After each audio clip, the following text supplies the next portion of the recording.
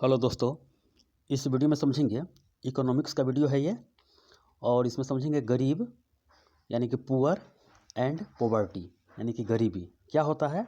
उसके बाद समझेंगे गरीबी मापने के लिए समिति क्या होता है, और जो गरीबी चक्र होता है, निर्धनता दुष्चक्र बोलते हैं, पॉवर्टी ट्रैप, इसके बारे में समझेंगे। और जो गरीबी का निवारण क्या होता है और गरीबी कैसे हो जाता है उसके बारे में समझेंगे। और इसके बाद कुछ क्वेश्चन हैं, इसके बारे में देखेंगे। तो देखिए, इसमें गरीबी के कारण एवं निवारण है। गरीबी जाल, निर्धनता दुष्चक्र बोलते हैं, पुअर ट्रैप। गरीबी मापने के लिए समिति कौन कौन से है? तेंदुलकर समिति, सी रंगराजन समिति, ये सब है और महत्वपूर्ण प्रश्न है, इसके बारे में समझेंगे। देखिए कैसा क्वेश्चन है ये। किसके अनुसार ग्रामीण एवं शहरी क्षेत्रों में प्रतिदिन 2400 कैलोरी प्राप्त करने के लिए आवश्यक रुपये की आवश्यकता होनी चाहिए? किसके अनुसार यह बोला था? इसी तरह क्वेश्चन आएगा। तो पहले समझ लीजिए थ्योरी क्या है, उसके बाद आगे देखेंगे। देखिए, गरीब एवं गरीबी, गरीब का इंग्लिश होता है पुअर, गरीबी का पॉवर्टी। देखिए, गरीब का जो डिफिनीशन होता है, देखिए गरीब एक व्यक्ति हो सकता है, एक समूह हो सकता है, यानी कि छोटा भाग में। तो गरीब एक व्यक्ति होता है और एक समूह होता है।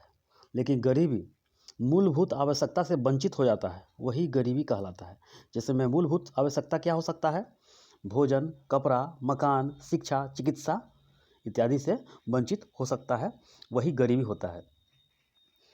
तो इसके बारे में समझेंगे। तो गरीब क्या है कि व्यक्ति या समूह हो सकती है या छोटा भाग है, ये समझ गए। अब आगे समझते हैं। देखिए, गरीबी मूलभूत आवश्यकता से मानव जीवन वंचित हो जाता है, इसके बिना मानव जीवन संभव नहीं है, वही गरीबी होता है। गरीबी में जो 5 आयाम है, मूलभूत चीज़ है, उसके बारे में जो कमी हो जाता है वही गरीबी होता है। भोजन, कपड़ा, मकान, शिक्षा, चिकित्सा। शिक्षा भी जरूरी है, क्योंकि शिक्षा नहीं रहेगा तो गरीबी और बढ़ते चला जाएगा। शिक्षा होगा तो पढ़ लिख कर ऑफिसर बनकर आगे भी काम कर सकता है, अपने जीवन यापन कर सकता है। भोजन नहीं है, ये भी समस्या है। कपड़ा नहीं, ये भी समस्या है। मकान भी नहीं, ये भी समस्या है। शिक्षा नहीं है, चिकित्सा नहीं, ये भी समस्या है। तो इसके बारे में समझेंगे। और इसमें जो गरीबी मापने के लिए जो समिति बनाया गया था, जैसे में तेंदुलकर समिति, रंगराजन समिति, जो रिपोर्ट तैयार किए थे गरीबी के लिए आयाम क्या हो सकता है और उससे कम दर में क्या है, उसके बारे में समझेंगे कि क्या लेने पर इतना रुपया प्रतिदिन है, मासिक उपभोग पर है। तो ये सब मापने का तरीका है कि किस तरह गरीबी को गरीब कहा जा सकता है, अमीर को अमीर है। तो जो गरीब जाल है इसके बारे में देखेंगे। गरीब जाल जो है भारत में, इसका उदाहरण बहुत सारा है। भारत में जो गरीब ट्रैप बोलते हैं, यानी कि पुअर ट्रैप, पॉवर्टी ट्रैप। पहले समझ लीजिए कि भारत में गरीबी की गणना किसके द्वारा किया जाता था, अब नीति आयोग के द्वारा किया जाता है। तो NSSO यानी कि 1950 में इसका स्थापना हुआ था, और कलकत्ता में इसका मुख्यालय। राष्ट्रीय प्रतिदर्श सर्वेक्षण कार्यालय जो 1950 से लेके 2021 तक यह रिपोर्ट देता रहा। 2019 तक यह रिपोर्ट देता रहा, लेकिन बाद में इसे ख़त्म कर दिया गया, इसे मिला दिया गया। तो उसके बाद CSO, सेंट्रल स्टैटिक ऑफिस, 1951 में इसका स्थापना किया गया था, और न्यू दिल्ली में इसका मुख्यालय। केंद्रीय सांख्यिकी कार्यालय, इसको हिंदी में बोलते हैं, और दोनों को मर्ज कर दिया गया, यानी कि मिला दिया गया। तो NSO बना दिया गया, नेशनल स्टैटिकल ऑफिस, यानी कि राष्ट्रीय सांख्यिकी कार्यालय। तो दोनों मिलाकर NSSO और CSO को मिला दिया गया, और 23 मई 2019 को इसका गठन कर दिया गया, और इसका मुख्यालय न्यू दिल्ली बना दिया गया। ये NSO इस जो गरीबी सूचकांक जो देता था, यही देता रहा। उसके बाद नीति आयोग बना दिया गया। फिर सबको ख़त्म करके नीति आयोग जारी करता है। नोट है 1950 से लेकर 2019 तक NSSO जारी करता रहा। और एग्जाम में क्वेश्चन बनेगा कि 23 मई 2019 को क्या बनाया गया, तो NSO बना गया। ये समझ गया। अब आगे समझते हैं। गरीबी मापने के लिए समिति कौन कौन से समिति बनाया गया था, जो VVI समिति है उसके बारे में समझेंगे। डॉक्टर YK अलग समिति, इसका गठन 1977 में किया गया था, और इन्होंने रिपोर्ट दिया 1979 में। और यह रिपोर्ट किस चीज़ पर दी है, तो पोषण एवं कैलोरी ऊर्जा के आधार पर, यानी कि कैलोरी ऊर्जा के आधार पर इन्होंने अपना रिपोर्ट पेश किया भारत सरकार को। और इसमें ग्रामीण लिखा हुआ है, ग्रामीण और शहरी के बारे में। ग्रामीण व्यक्ति अगर 2400 कैलोरी पर डे ले लेता है तो ठीक है, नहीं ले रहा है तो गरीब माना जाएगा। और शहरी 2100 कैलोरी पर डे ले रहा है तो ठीक है, नहीं लेगा तो गरीब माना जाएगा। तो 2400 कैलोरी याद कर लीजिएगा और 2100, 2400 ग्रामीण और 2100 शहरी। ये भी एक क्वेश्चन बनता है, कितना बार बना हुआ है एग्जाम में। तो डॉक्टर वाई के अलग समिति 1977 में इसका गठन किया गया था और रिपोर्ट 1979 में पोषण एवं कैलोरी ऊर्जा के आधार पर दिए थे। 2400 रुपये ग्रामीण और शहरी 2100, 2400 कैलोरी ग्रामीण और 2100 कैलोरी पर डे शहरी का। बीएम एवं एन रथ फार्मूला है, 1971 में दिए थे। और इसमें क्या है कि ग्रामीण एवं शहरी दोनों का 2400 कैलोरी प्राप्त कर लेने पर इससे ये गरीब नहीं कहलाएगा और इससे कम है तो गरीब कहलाएगा। तो ये याद कर लीजिएगा, कितना बार इस समिति पूछा गया एग्जाम में। बीएम एवं एन रथ फार्मूला 1971 में दिए थे। ग्रामीण एवं शहरी 2400 कैलोरी प्राप्त कर लेने पर यह गरीबी से दूर है। सुरेश तेंदुलकर समिति, इसका गठन 2005 में किया गया था और रिपोर्ट 2012 में दिया गया था। इन्होंने कैलोरी के बदले प्रति व्यक्ति डे यानी प्रतिदिन और मंथली पर बताया है, तो प्रति डे ज़्यादातर रहेगा। तो सुरेश तेंदुलकर समिति जो है मासिक उपभोग पर, यानी एग्जाम में रहेगा मासिक उपभोग, प्रति व्यक्ति मासिक उपभोग व्यय को आधार बनाया इन्होंने। तो शहरी 33 रुपया पर डे और ग्रामीण 27 रुपया पर डे अगर खर्च नहीं कर रहा है तो समझ लीजिए गरीब है, यानी कि मंथ में 1000 रुपया और 816 रुपया शहरी का है, ये ग्रामीण का है। तो ग्रामीण जो होगी, देखिए शहरी 33 रुपया पर डे और ग्रामीण 33, ग्रामीण 27 और शहरी 33 और 1000 शहरी 816 ग्रामीण हो गया। 33-27 याद कर लीजिएगा, बराबर एग्जाम में क्वेश्चन बनता है ये। अगर इससे कम है तो गरीब कहलाएगा। तो सुरेश तेंदुलकर समिति, इसका गठन 2005 में किया गया था, रिपोर्ट 2012 में दिया इन्होंने कैलोरी के बदले में प्रति व्यक्ति मासिक उपभोग व्यय को आधार बनाया इन्होंने। और शहरी के लिए 1000 प्रति व्यक्ति प्रति माह हो गया और ग्रामीण के लिए 816 और प्रतिदिन कितना है खर्च नहीं करेगा तो गरीब है, तो 33 रुपया शहरी के लिए, 27 रुपया ग्रामीण के लिए। अब आगे समझते हैं सी रंगराजन समिति, इसका गठन 2012 में किया गया था और रिपोर्ट उन्होंने 14 में दी है, 2014 में। तो शहरी के लिए 47 रुपया पर डे और ग्रामीण के लिए 32 रुपया पर डे। शहरी के लिए 1407 रुपया मंथली और ग्रामीण के लिए 972 रुपया मंथली इन्होंने तय किया। इससे कम है तो गरीब कहलाएगा। रिपोर्ट के अनुसार 21.5% लोग गरीबी रेखा के नीचे है, गरीबी रेखा के नीचे है। जिसमें APL BPL कार्ड धारक बनता है बिलो पॉवर्टी लाइन, यानी कि BPL एवं पॉवर्टी लाइन APL होता है। सरकार कितने सारे लॉन्च करता है योजना के लिए, ये गरीबी न रहे। अब आगे समझते हैं वर्ल्ड डेवलपमेंट रिपोर्ट के अनुसार गरीबी निम्नतम जीवन यापन स्तर करने की असमर्थता है। यही क्वेश्चन एग्जाम में बनता है, तो वह गरीब है। वर्ल्ड डेवलपमेंट रिपोर्ट के अनुसार गरीब निम्नतम जीवन यापन स्तर करने की असमर्थता है। बस एग्जाम में ऐसा ही रहेगा, किसने कहा, किसने दिया, तो वर्ल्ड डेवलपमेंट रिपोर्ट के अनुसार। अब आगे समझते हैं विश्व बैंक यानी कि वर्ल्ड बैंक, वह व्यक्ति जिसकी प्रतिदिन आय 2 अमेरिकी डॉलर से कम है तो वह गरीब है। $1 का दाम अभी कितना है, 80 रुपया है, तो 2 कितना हो गया, 80 160 हो गया। तो 2 अमेरिकी डॉलर से कम है तो वह गरीब है, विश्व बैंक बोला है ये। वर्तमान भारत में गरीबी मापने की विधि व्यय विधि है, एग्जाम में क्वेश्चन बने हुआ है, यानी प्रति व्यक्ति व्यय आधार पर दिया जाता है। हेड काउंट मेथड इसको बोलते हैं, हेड काउंट मेथड। ये समझ गए। अब आगे समझते हैं। देखिए क्या है कि सालाना जो तय किया जाता है 6000 रुपया मंथली और 72,000 सालाना है, तो फैमिली इनकम रहेगा तब आय प्रमाण पत्र बनता है। इससे कम वाले तो बनता भी नहीं है, क्योंकि अभी भारत में ऐसा परिवार है जिसमें 4000 रुपया भी मंथली नहीं हो पाता है। ऐसा स्थिति है गांव में, शहर में बहुत सारा जगह पर है जिससे 4000 रुपया भी मंथली नहीं है।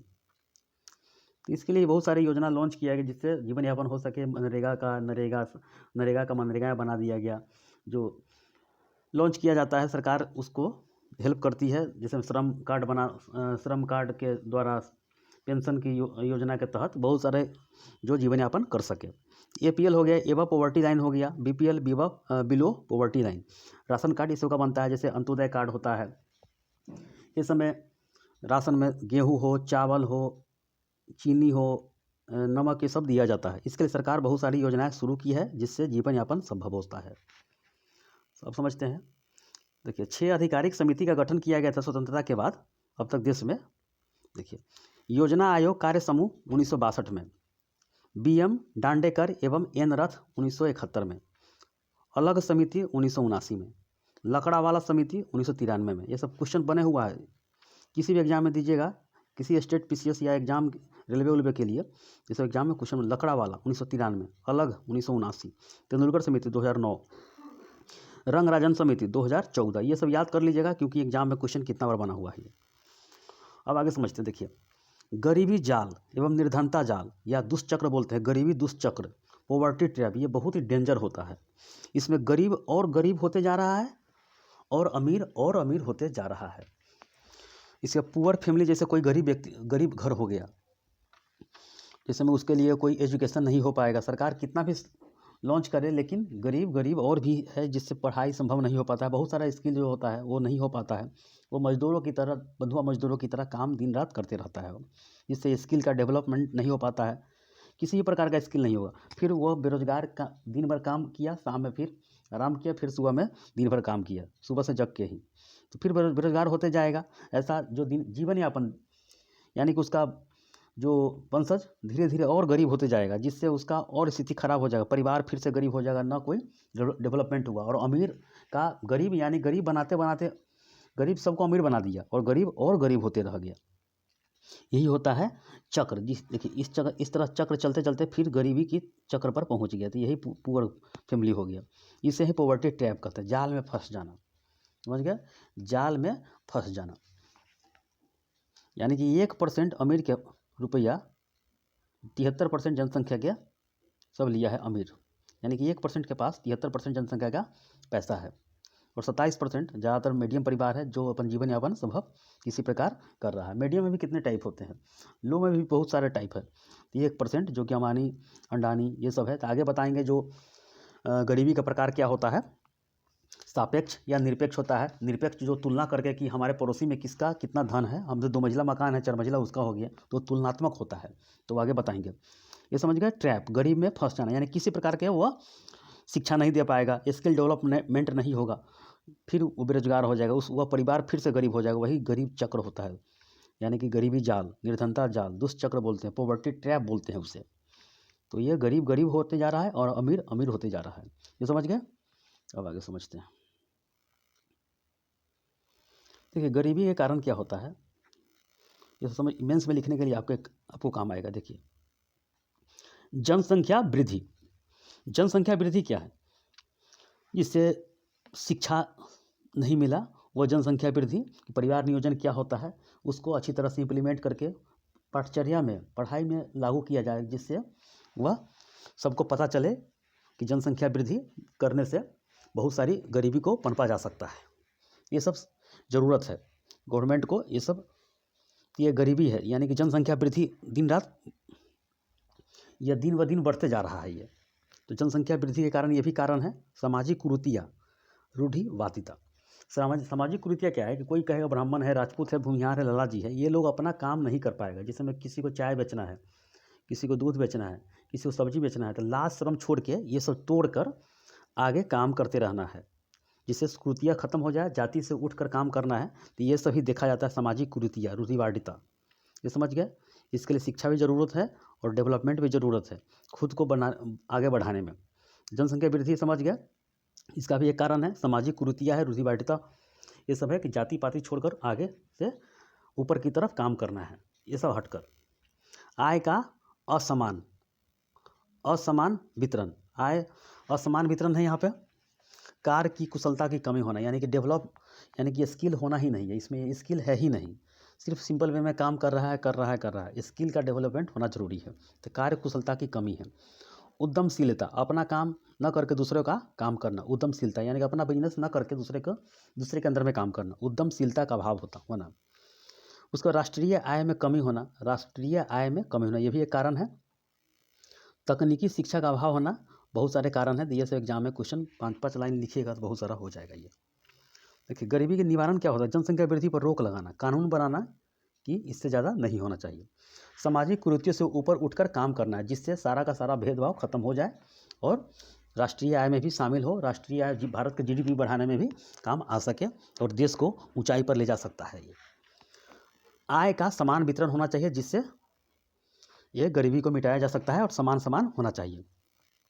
कार्य कुशलता बढ़ाने के लिए स्किल्ड तैयार होना चाहिए, यानी कि हर जगह स्किल कॉलेज यूनिवर्सिटीज होनी चाहिए, जिससे प्रत्येक व्यक्ति अपना वो सुनिश्चित कॉलेज में यूनिवर्सिटी में नाम लिखाकर वो टेक्निकल चीज़ सीख सके। जैसे पेंटिंग है से लेके बाकी जितना ऊपर तक है वो सब काम कर सके। क्रिकेट से लेके फुटबॉल से लेके बाकी सब स्किल होना चाहिए। ये सब स्किल डेवलपमेंट बनाने के लिए सरकार को काम करना पड़ेगा। तकनीकी शिक्षा के लिए देश में टेक्निकल यूनिवर्सिटीज कॉलेज की ज़रूरत है, जिससे जीवन यापन हो सके। टेक्निकल हो जाएगा, जैसे चाइना हथियार यूज कर रहा है बनाने का, यानी जनसंख्या पर सुबह 8 बजे आएगा, शाम के 6 बजे जाएगा, बस वो काम करेगा, बड़े दिमाग लगा के काम करता है। तो समान आय का विकास हो जाए, जिससे समान आय का विकास होगा इसमें। तो ये सब बहुत सारा कारण है, निवारण भी कर सकते हैं बहुत सारे निवारण को। इसलिए जनसंख्या को हथियार बनाकर भी यूज किया जा सकता है, जिससे देखिए भारत का समझौता बहुत सारे देशों के साथ है। भारत का समझिए परिप्रेक्ष्य में विदेश नीति है अमेरिका, जापान, फ्रांस, रसिया के साथ। जैसे रसिया में, जैसे भारत रसिया की जनसंख्या लगभग 14 करोड़ के करीब है, अमेरिका में 33-34 के करीब है। तो वहाँ पर तो वर्कर की बहुत ज़रूरत है। बड़े बड़े डेवलपमेंट शिप हो, जहाज हो, चाहे बिल्डिंग बनता है, हज़ारों हज़ार भेड़ पालन है अमेरिका में, हज़ारों हज़ार गाय वहाँ पर रहता है। तो वो सब के लिए टेक्निकल भारत में है, तो यही ना टेक्निकल कॉलेज यूनिवर्सिटी खोलकर सबको ट्रेंड किया जाए। तो अगर दुनिया के देश में समझौता भारत का होता है तो यहाँ से भेजा जाए 500-600 लेबर को, जो स्किल डेवलपमेंट है वहाँ पर भेजकर भारत को जीडीपी में ही हेल्प करेगा, पैसा कमाने के में प्रेस। देखिए भारत का अमेरिका के साथ जो प्रेशर में नंबर 1 है, क्योंकि भारत का जो व्यक्ति रहते हैं अमेरिका में वो पैसा भारत में भेजते हैं, तो भारत के लिए बढ़ता है, ये जीडीपी में बढ़ता है ये। इसी तरह स्किल डेवलपमेंट रहेगा तो रसिया में जाएगा, वहाँ पर जहाज बड़े बड़े बनता है, हथियार बनता है, तो ये सब स्किल डेवलपमेंट रहेगा। तो भारत सरकार समझौता करके 500-600 हज़ार प्रत्येक देशों में लेबर भेज सकता है, जिससे स्किल डेवलपमेंट भी और भी हो जाएगा और राष्ट्रीय आय में भी बढ़ोतरी हो जाएगी। इस तरह सरकार को काम करनी चाहिए। अब क्वेश्चन देखिए कैसे क्वेश्चन बनता है ये। किसके अनुसार व्यक्ति प्रतिदिन आय 2 अमेरिकी डॉलर से कम कमाता है तो वह विश्व बैंक बोला है। विश्व बैंक क्या बोला है? वह व्यक्ति जिसकी प्रतिदिन आय 2 अमेरिकी डॉलर से कम है वह गरीब है। समझ गए?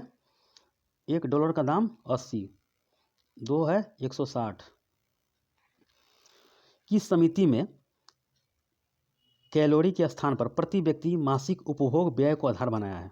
तेंदुलकर समिति। तेंदुलकर समिति क्या बोला है?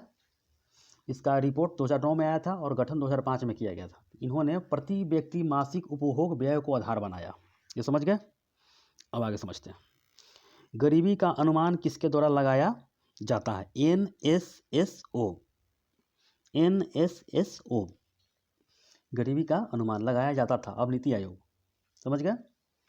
National sample survey office. किसके अनुसार शहरी क्षेत्रों में 33 रुपया प्रतिदिन तथा ग्रामीण क्षेत्रों में 27 रुपया प्रतिदिन से कम खर्च करे तो वह गरीब है? किसके अनुसार? तेंदुलकर समिति, सुरेश तेंदुलकर समिति। कितना? 33 शहरी 27 ग्रामीण, यानी कि 1000 शहरी रुपया और 816 रुपया ग्रामीण। ये सब क्वेश्चन कितना बार बना हुआ है।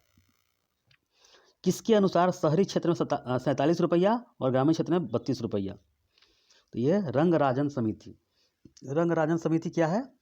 47 रुपया शहरी और 32 रुपया ग्रामीण, 1407 रुपया शहरी और 972 रुपया ग्रामीण। किसके अनुसार ग्रामीण एवं शहरी क्षेत्रों में प्रतिदिन 2400 कैलोरी प्राप्त करने के लिए आवश्यक रुपये की आवश्यकता होनी चाहिए? तो विश्व बैंक बोला है। विश्व बैंक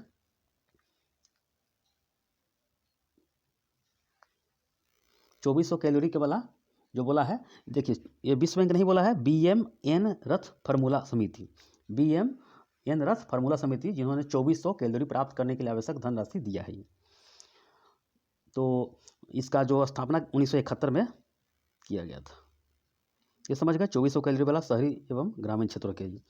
तो ऐसे क्वेश्चन एग्जाम में बनता है, ये सभी समझ लीजिएगा। उसके बाद अब आएगा गरीबी के प्रकार है, इसके बाद बताएंगे। तो ये सब काफ़ी भी आई है। गरीब और गरीबी में अंतर यही होता है कि गरीब एक व्यक्ति हो सकता है और गरीबी मूलभूत आवश्यकता से वंचित, मानव जीवन वंचित होता है, जिससे मानव जीवन इसके बिना संभव नहीं है। ये समझ गए? तो ठीक है, इस वीडियो में इतना ही। धन्यवाद।